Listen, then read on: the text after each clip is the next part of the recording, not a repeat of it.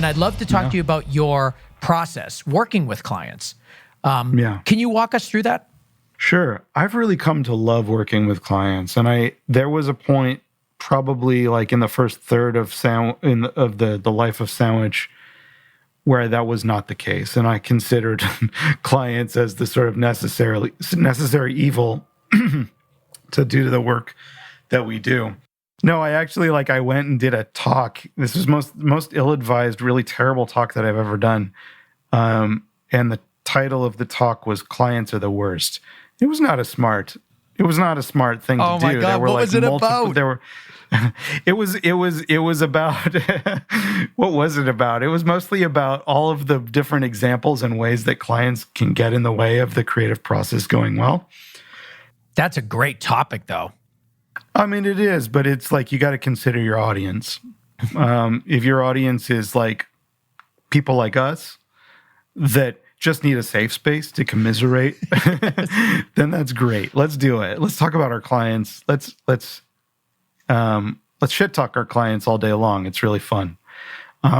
But this incredible design and branding founder, a founder of a design and branding agency that I met a few years ago in Iceland, he told me that there is an art to doing what you do with clients that is you need, like jujitsu, you can't let it work against you. You have to let it work with you. And if you can sort of learn to do that, then you can make even better stuff than you would have without them. Not that I'm amazing at it. Sometimes I get furious with my clients, and sometimes I just push back the wrong ways. But the pushback used to be hard. It was ego-based. It was immature. I told a client on the phone once so we used everybody in our business knows the temp love, the music temp love problem, where you put a temp track in the edit, they fall in love with the temp music. When you go to put the final music in there, they're in love with the temp.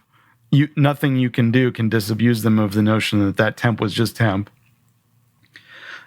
So we put some temp music in this spot. Meanwhile, I was working with a composer to make a real piece of music that was shaped. Was your temp music like an actual song, or was it something you found off a stock site? No, it was library music. It's very rare that we'll use anything that's really. I'll come back to that in a second. Yeah. But so basically, I worked with a composer on making a track specifically shaped for the commercial we were making. I presented it, and they said, we like the other one more. And they had been so lovely to work with prior to this, so I thought that I had earned this right to sort of register my my opinion in an aggressive way. And I literally said, you hired me to exercise my own taste, not your taste. And they did not like that, and we did not work together again. It was like the way I said it was really rude, and they said it was oh, that's not cool. No, we're your client. You can't say that. And they were absolutely right. And I think part of maturity is learning what. That's another topic, but going back to what you said. Actually, wait. What was your question? Oh, about the music? Because I had two yeah. Oh, I just was curious if you would use, because sometimes people will put in a real song, just a regular popular song. Right. And that is which is the worst thing you can do to yourself. I know. It's a nightmare. Yeah, because why? Because it creates the illusion that your piece has probably 100 times more production value than it actually does. There's nothing you can put you can put a Beatles song in your commercial. People are going to love it because people love the Beatles. When you take the Beatles away, you're left with a pile of dog shit that doesn't have the Beatles in it. Yes. So you don't want to do that to yourself. We always want to work with a library track and a library track that we can license if we absolutely needed to. So was that lesson learned, that lesson that you got about, kind of exerting maybe a little bit of kind of brass hubris there a little bit. But Yeah. was the lesson learned immediately, or was your reaction like, the hell's wrong with these people? Like, don't they understand that? Yeah, it's a good question. I mean, that speaks to personality types. I don't know. I'm 42 now, and I've learned a lot of lessons over the last couple of years. I'm a parent now, so my patience level is, a lot better than it used to be. And I think that the most important lesson there to come out of that is really, if you're going to be personally offended by every decision that somebody outside of yourself makes on the work that you're doing, you're in for a lot of heartache. You're not going to be having fun. You're going to be filled with stress and self-doubt, and like you're just like no goodness and sadness.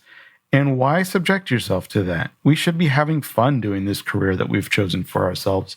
So if you can sort of like turn that energy into productivity and like learn to work with it, and learn that you can, if you're a little bit clever, you can get what you think is best for the work, but also help your client get to that point as well, then that feels even better than getting what you wanted in the first place. I can't imagine you getting mad. You seem very calm. Unless your anger is just as measured and sort of paced the same as your happiness. I was sort of like Doctor, like evil supervillain style. Yeah, I mean, there's like, a bit of a Jekyll and Hyde. It's like if you just told me you went on a murderous spree, I'd be like, okay, like I believe it. He's calm enough. He could, I guess, he could have been the same. I mean, for your listeners, I didn't. I'm not a sociopath. Just to we'll make a note before the interview so people know. Yeah, just put it in the show notes. Adam is not a murderer. Yes. I'm pretty even keeled, and I think that that's what you need to be. You need to be under high stress situations, especially on set when you're way behind, et cetera. And when things go wrong, you need to not lose your, you need to not blow your top and make people feel bad. You need to work together with these people. So like, yeah. I feel like it's just not worth it to get angry all the time. Do I get angry? Sure, absolutely. Who doesn't? Yeah. And I think we all can learn that lesson too. Like the first time anybody like makes a big stink on set and goes crazy and flies off the handle, you immediately feel like an asshole, like right away. And you're just like, why did I do that? It's like, I didn't mean. So, I mean, you feel it right away because you realize that everyone is just working to make your project come to life. It's like, they're helping you look great in front of your clients.